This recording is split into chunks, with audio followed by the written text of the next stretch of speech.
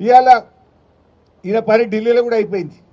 మొన్న బీసీల ధర్నా అని ఢిల్లీకి పోయిండు, ధర్నా పెట్టిండు.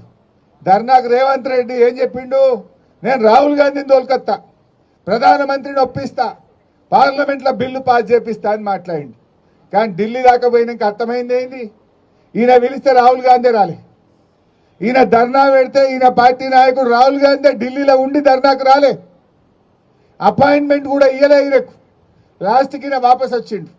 ఈయన వచ్చినాక తెల్లారి మాత్రం మిగతా పిసిసి అధ్యక్షుడు, ఉప ముఖ్యమంత్రిని అందరినీ పిలిచి సోనియా గాంధీ ఫోటోలు దిగింది, రాహుల్ గాంధీ ఫోటోలు దిగింది. రేవంత్ రెడ్డికి మాత్రం తలుపులు బంద్ పెడుతున్నారు.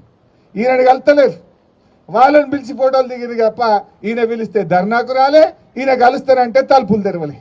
ఇది ఇవాళ రేవంత్ రెడ్డి పరిస్థితి అయిపోయింది. ఇవాళ ఈయన పని ఢిల్లీలో కూడా అయిపోయింది. మొన్న బీసీల ధర్నా అని ఢిల్లీకి పోయిండు, ధర్నా పెట్టిండు. ధర్నాకు రేవంత్ రెడ్డి ఏం చెప్పిండు? నేను రాహుల్ గాంధీని తోలుకొత్తా, ప్రధానమంత్రిని ఒప్పిస్తా, పార్లమెంట్లో బిల్లు పాస్ చేపిస్తా అని మాట్లాడిండు. కానీ ఢిల్లీ దాకా పోయినాక అర్థమైంది ఏంది? ఈయన పిలిస్తే రాహుల్ గాంధీ రాలే. ఈయన ధర్నా పెడితే ఈయన పార్టీ నాయకుడు రాహుల్ గాంధీ ఢిల్లీలో ఉండి ధర్నాకు రాలే, అపాయింట్మెంట్ కూడా ఇయ్యలే. ఈయనకు లాస్ట్కి ఈయన వాపస్ వచ్చిండు.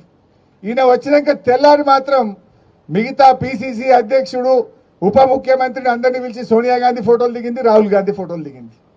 రేవంత్ రెడ్డికి మాత్రం తలుపులు బంద్ పెడుతున్నారు.